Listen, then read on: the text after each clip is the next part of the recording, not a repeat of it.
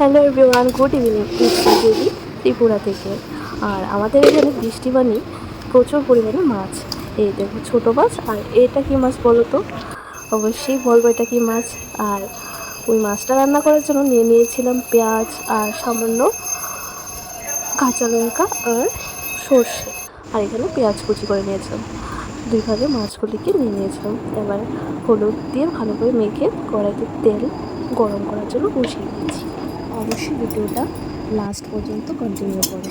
তোমাদের সাথে একদম কন্টিনিউসলি বেস্ট করা শেয়ার করবো।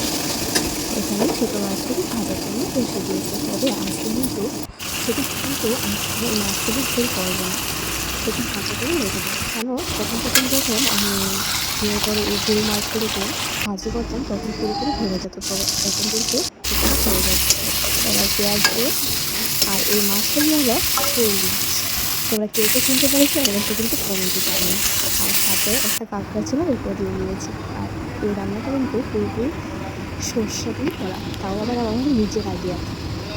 আর কালারটা কিন্তু বেশ হয়েছিল। আর আজকে কিন্তু এই মাছের ঝোলটা দিয়ে গেস্টকেও খাওয়ানো হয়েছিল।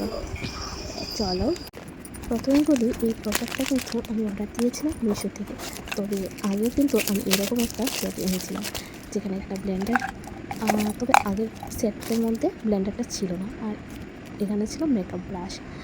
আর কেটটা যখন এনেছিলাম ওটা পড়েছিল প্রায় 500।